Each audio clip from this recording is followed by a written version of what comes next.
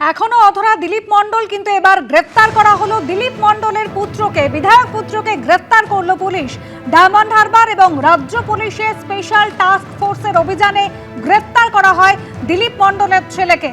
আমাদের প্রতিনিধি পার্থপ্রতিম ঘোষ রয়েছেন আমাদের সঙ্গে। পার্থ, বৃহস্পতিবার তৃণমূল বিধায়কের খোঁজে কৈলানের প্রাসাদবাবু বাড়িতে পৌঁছেছিল পুলিশ, কিন্তু তার আগে চম্পট দিয়েছিলেন তৃণমূল বিধায়ক, আর এবার তার ছেলেকে গ্রেফতার করা হলো।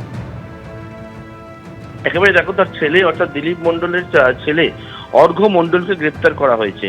এবং যে বিষয়ে তোমার বলবো যে আজকে পুলিশের তরফ থেকে যেটা জানানো হচ্ছে যে গতকাল গভীর রাত্রে সেটা হচ্ছে যৌথ একটা অভিযান হয় স্পেশাল টাস্ক ফোর্স এবং ডায়মন্ড হারবার জেলা পুলিশের। এবং সেই যে অভিযান, সেই অভিযানেই বিধায়ক পুত্র অর্থাৎ দিলীপ মণ্ডল, বিষ্ণুপুরের তৃণমূল বিধায়কের ছেলে অর্ঘ্য মণ্ডলকে গ্রেপ্তার করা হয়েছে। এবং তার কাছ থেকে একটি আগ্নেয়াস্ত্র উদ্ধার হয়েছে তেমনটা আমরা জানতে পারছি। এবং শুধু অর্ঘ্য মণ্ডল নয়, তার সঙ্গে আরও মোট 5 জন তারা ছিল এবং সেইখান থেকে কিন্তু তাদেরকে গ্রেপ্তার করা হয়েছে। এবং আগ্নেয়াস্ত্র নিয়ে তারা কি উদ্দেশ্যে গিয়েছিল সেই বিষয়টা জানার চেষ্টা হচ্ছে। অর্থাৎ বিধায়ক পলাতক। তুমি জানো যে কয়েকদিন আগে বিধায়কের বাড়িতে তল্লাশি অভিযান হয়, বিধায়কের খোঁজে পুলিশ সেখানে গিয়ে পৌঁছায় এবং সেই বাড়িতে বিধায়ককে পাওয়া যায়নি।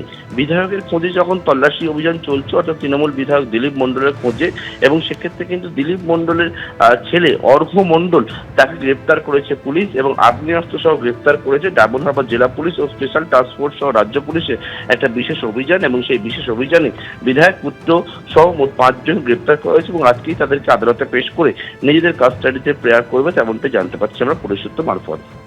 একেবারে পার্থ, অস্ত্র সহ বিধায়ক পুত্র অর্ঘ্য মণ্ডল সহ মোট 5 জনকে গ্রেফতার করা হয়েছে।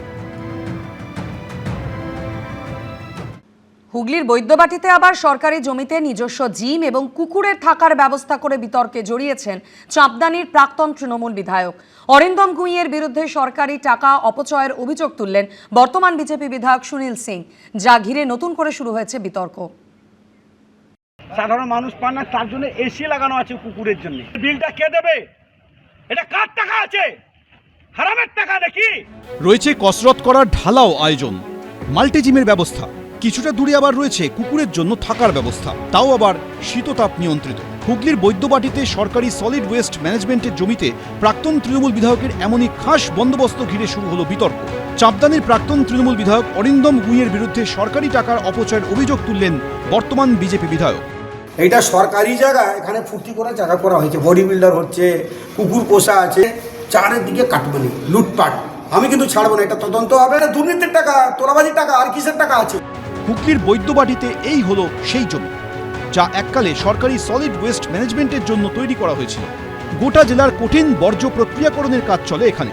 কিন্তু বিজেপি বিধায়কের অভিযোগ, এই সরকারি জমিতে ব্যক্তিগত জিম ও নিজের কুকুরের থাকার ব্যবস্থা করেছেন প্রাক্তন তৃণমূল বিধায়ক, এমনকি চাবিও নিজের কাছে রেখে দিয়েছেন। শনিবার সকালে ঘটনাস্থলে আসেন বিজেপি বিধায়ক। কুকুরের জন্য এখানে এসি লাগানো হয়েছে, মানুষ থাকতে পারছে না, আর এসি লাগানো হয়েছে। একেবারে একদম বেকার দল, তৃণমূল দল। শুধু মানুষের রক্ত চুষেছে এই দলটা। জিমের সরঞ্জাম ও কুকুরটি যে তারই, সে কথা মেনেও নিয়েছেন প্রাক্তন তৃণমূল বিধায়ক। তো উনি একটা প্রমাণ দেখান না যে সরকারি পয়সা অপব্যবহার করেছে। এখন একটা খাঁচা করা আর একটা কুকুর সেখানে আছে, তো এখানে কোথায় সরকারি পয়সা অপব্যবহার দেখছেন, অপচয় দেখছেন আমার জানা নেই। জিম নয়, ওখানে 2-3টে মেশিন আছে। এ ব্যাপারে কার্যত দায় ঝেড়েছে তৃণমূল পরিচালিত বৈদ্যবাটি পুরসভাও। 2023 সালে আমরা পৌরসভা থেকে 3 বছর আগে আমরা তাদেরকে হ্যান্ডওভার করে দিয়েছি। এখন ওই প্ল্যানটা সম্পূর্ণ তাদের আন্ডারে আছে এবং সেইখানে কি হচ্ছে না হচ্ছে সেইখানে পৌরসভা গিয়ে দেখা, এইটা আমাদের কাজ না। রাজ্য সরকার যদি আমাদের বলে যে পৌরসভা এই ব্যাপারটা খতিয়ে দেখার জন্য, নিশ্চয়ই দেখব। এখন কতদিনে আগের অবস্থায় ফিরে এই জমি, সেটাই দেখার। সৌরভ বন্দ্যোপাধ্যায়, এবিপি আনন্দ, হুগলি। বেআইনি দখলদার উচ্ছেদ করতে হাওড়া এবং শিয়ালদা স্টেশনের বাইরে চলল অভিযান। ফাঁকা করে দেওয়া হলো প্ল্যাটফর্ম এবং স্টেশন চত্বর। রেলের এই উদ্যোগকে সাধুবাদ জানাচ্ছেন যাত্রীরা।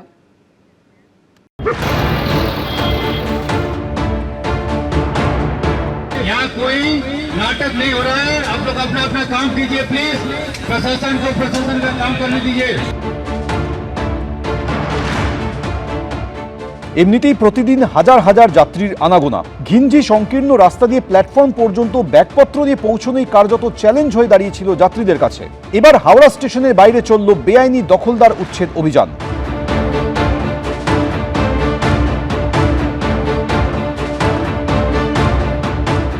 শনিবার রাতে বুলডোজার নিয়ে গিয়ে খালি করে দেওয়া হলো হাওড়া স্টেশনের বাইরের চত্বর।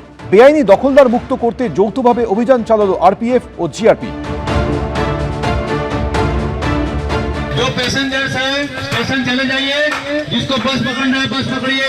यहाँ कोई नाटक नहीं हो रहा है, आप लोग अपना अपना काम कीजिए प्लीज। प्रशासन को प्रशासन का काम करने दीजिए। আপাতত যে চিত্র দেখা যাচ্ছে হাওড়া স্টেশন চত্বরে বেআইনি দখলদার মুক্ত হওয়াতে যাত্রীরা কিন্তু স্বাচ্ছন্দ্যে চলাফেরা করতে পারছেন। খালি করে দেওয়া হয় হাওড়া স্টেশনের বাইরের চত্বর। ফাঁকা নেই, ফাঁকা রাস্তা ক্লিয়ার আছে, কোনো অসুবিধা নেই। আগে একটু জাম হতো আর কি। খুব ভালো লাগছে, জনসাধারণের পক্ষে একবারে 100% সুবিধা। এখান থেকে ওখানে যেতে 15 মিনিট 20 মিনিট সময় লাগতো। শুক্রবারই আরপিএফ এর তরফে দোকানদারদের সরে যাওয়ার জন্য নোটিশ দেওয়া হয়। বেশিরভাগ দোকানদার না সরায় শনিবার রাতে ভেঙে ফেলা হলো জবরদখল। রেলের জায়গা, সরকারি জায়গা, সব জায়গায় কবজা হয়ে বসে আছে এবং কিছু লোক যারা টিএমসির সহযোগিতায়, টিএমসির নেতা, পরে দালাল, গুন্ডা, তারা সরকারি জায়গাকে আর অবৈধভাবে ব্যবহার করে লাভ নিচ্ছে, সেগুলো আস্তে আস্তে পরিষ্কার।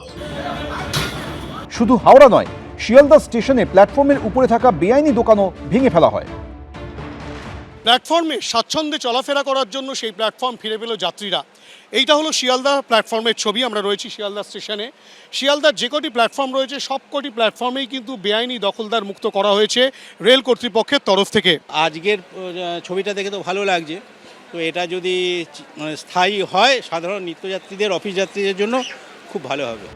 শনিবার রাতে শিয়ালদা স্টেশনের বাইরেও সরিয়ে দেওয়া হয় বহু অস্থায়ী দোকান।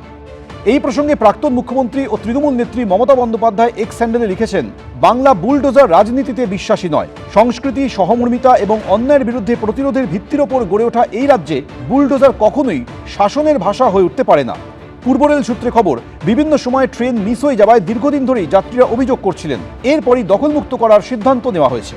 সুনীত হালদার, হিন্দোল দে, ব্রতদীপ ভট্টাচার্য, এবিপি আনন্দ। এদিকে প্রতিবাদের নামে তাণ্ডবের সাক্ষী থাকলো পাক সার্কাস। পুলিশের ওপর হামলার পাশাপাশি ভাঙচুর চালালো বিক্ষোভকারীদের একাংশ। ঘটনার অন্যতম মাস্টার মাইন্ড সহ গ্রেফতার করা হয়েছে 20 জনকে। বাকি অভিযুক্তদের খোঁজে তল্লাশি চালাচ্ছে পুলিশ। বিনা অনুমতিতে রাস্তা আটকে বিক্ষোভ, তা হটাতে গেলে পুলিশের ওপর আক্রমণ। পুলিশ থেকে কেন্দ্রীয় বাহিনীর গাড়ি ভাঙচুর, এক কথায় প্রতিবাদের নামে তাণ্ডব। রবিবার এভাবে দুষ্কৃতী দৌরাত্মে সাক্ষী থাকলো পাক সার্কাস 7.2 লাগোয়া এলাকা। অবস্থা এমন পর্যায়ে পৌঁছয় যে পরিস্থিতি সামাল দিতে পুলিশ, র্যাফের পাশাপাশি নামানো হয় কেন্দ্রীয় বাহিনীকে। রবিবার দুপুর 1:30 রাজ্য সরকারের কিছু নীতির প্রতিবাদে পাক সার্কাসের ব্যস্ত সাতমাথার মোড়ে জমায়েতের ডাক দেওয়া হয়, কিন্তু সেই জমায়েতের কোনো পুলিশি অনুমতি ছিল না। স্থানীয় সূত্রে খবর, এই পরিস্থিতিতে পুলিশ বিক্ষোভকারীদের সরাতে গেলে উত্তেজিত হয়ে পড়ে বিক্ষোভকারীরা। পুলিশ ও কেন্দ্রীয় বাহিনীর গাড়ি ভাঙচুরের পাশাপাশি তাদের লক্ষ্য করে চলে নাগারে ইট বৃষ্টি। ঘটনায় আহত হন 3 পুলিশ কর্মী। एक अवैध जमायत हुआ था, वो कोशिश कर रहा था रास्ता अवरोध करने के लिए। पुलिस जब हटा रहा था तो पुलिस के ऊपर थोड़ा अटैक किया है। पुलिस का 3 हायर्ड व्हीकल उसको थोड़ा तोड़फोड़ किया है। तो हम लोग का तरफ से जो लीगल एक्शन है हम लोग ऑलरेडी ले चुका है। किसी को छोड़ने वाला नहीं है हम लोग। कितने पुलिस वाले? मेरा 3 साथी हुआ इंजर्ड हुआ है। আহত হন কেন্দ্রীয় বাহিনীর গাড়ির চালকও। এরপরেই পাল্টা অল আউট অ্যাকশনে নামে পুলিশ। বিক্ষোভকারীদের লাঠিচার্জ করে হটানোর পাশাপাশি চলে ব্যাপক ধরপাকড়। দু একটি বিষয় একটু ধৈর্য, সহিষ্ণুতার সঙ্গে বোধহয় এগোলে প্রশাসনের ভালো হবে।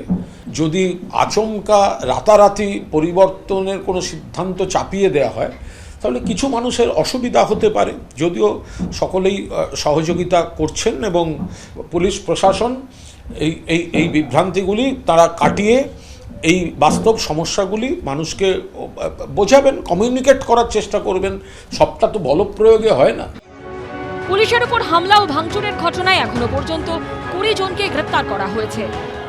আজকে যে পাক সার্কাসের ঘটনা হয়েছে, দেখুন এর আগেও যে ঘটনা হয়েছে তখন মাথা নিচু করে পুলিশ হাত জোর করে থেকে গেছে, কিন্তু আজকে দেখুন 2 ঘন্টার মধ্যে নর্মাল সিচুয়েশন নিয়ে আসা হয়েছে। 2 ঘন্টা, মাত্র 2 ঘন্টা। অর্থাৎ আইনের শাসন প্রতিষ্ঠা করতে হবে, যেটা অন্যান্য স্টেটে আছে সেটা পশ্চিমবঙ্গ প্রতিষ্ঠা হয়েছে। পুলিশ সূত্রে খবর, সোশ্যাল মিডিয়ায় উস্কানি দেওয়ার অভিযোগে গ্রেফতার করা হয়েছে মোহাম্মদ ফারহান উদ্দিন নামে এক ব্যক্তিকে। जो सोशल मीडिया का पोस्ट उसका बारे में भी हम लोग वेरीफाई करेंगे। डिटेन किया है हम लोग बहुत सारा। পুলিশ সূত্রে দাবি, পাক সার্কাসের ঘটনায় বাকি অভিযুক্তদের খোঁজে বিভিন্ন জায়গায় তল্লাশি চলছে। সত্যজিৎ বৈদ্য ও পার্থপ্রতিম ঘোষের রিপোর্ট, এবিপি আনন্দ, কলকাতা। এবিপি আনন্দ, এগিয়ে থাকে, এগিয়ে রাখে।